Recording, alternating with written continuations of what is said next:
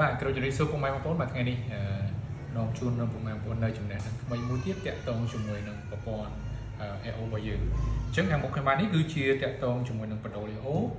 បាទក្បាលសម្រាប់ទុកសបក AO ប្រភេទខ្សែខ្នាតទូចហើយនិងប្រភេទធំ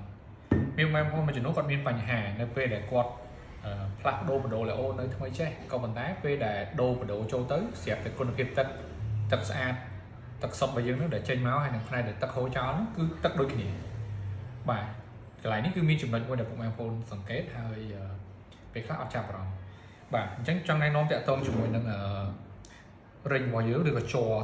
របស់យើងបាទជាទូទៅបដូរ AO ទូចគឺយើងមានការដាក់បែបនេះបាទដាក់បញ្ចូលបែបនេះអញ្ចឹងពេលទៅចូលក្នុងសំបកគឺវាភ្ជាប់បែបនេះអញ្ចឹងអត្ថប្រយោជន៍របស់ជ័រនេះមានន័យថាវាការពារទឹកផ្នែកខាងក្រៅដែលជាទឹកមិនល្អឬក៏ទឹកហូរសំណល់ហ្នឹង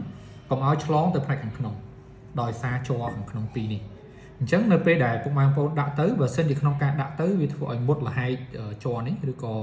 ដាច់ជ្រុះចេញឲ្យយកបានដឹងអញ្ចឹងពេលដែលយើងដាក់ចូលទៅអញ្ចឹងផ្នែកដែលទឹកល្អហើយនឹងផ្នែកទឹកមិនល្អនេះវានឹងឆ្លងចូលគ្នាដោយសារមានដាច់កៅស៊ូនេះអញ្ចឹងហើយធ្វើឲ្យទឹកលំហូរចេញមកផ្នែកទឹកសុទ្ធរបស់យើងក៏ដូចជាផ្នែកទឹកសំណល់ហូរចោលវាដូចគ្នាដោយសារតែបច្ចេកទេសកន្លែងនេះគឺវាមានការឆ្លងគ្នាដោយសារតែកៅស៊ូចាប់បដូរទឹកស្អាតនេះគឺវាដាច់ឬក៏វារលាត់ឬក៏វាឈូសចេញឲ្យយកបានដឹងអញ្ចឹងអានេះជាចំណុចមួយដែលបងប្អូនត្រូវសង្កេតមើលហើយមួយទៀតអាធំក៏ដូចគ្នាដែរចំពោះបដូរធំចំពោះប៉ែនខ្សែក៏ដូចគ្នាពេលដែលយើងសោកចូលទៅក្នុងបំពង់បដូរធំទៅវាមានជ័រនឹងដូចគ្នាអានេះគឺតួនាទីវាការពារកុំឲ្យទឹកផ្នែកដែលមិនល្អផ្នែកខាងក្រៅនេះឆ្លងចូលទឹកសុទ្ធនៅផ្នែកកណ្ដាលអញ្ចឹងហើយបានជាវាមានជ័រតំណពីជ័រនេះអញ្ចឹងមានករណីខ្លះពុកម៉ែបងប្អូនគាត់ជួបបញ្ហាហ្នឹងអញ្ចឹងបើសិនជាពុកម៉ែបងប្អូនមានបញ្ហាស្រដៀងអ្វីដែលខ្ញុំបញ្ជាក់ជូនគឺពុកម៉ែបងប្អូនអាចសង្កេតទៅលើចំណុចនេះបានហើយចំពោះក្បាលជ័រកៅស៊ូជ័រនេះគឺវាមានទាំងផ្នែកខាងក្បាលទាំងផ្នែកខាងទឹកចេញអញ្ចឹងបើសិនជាបងប្អូនមាន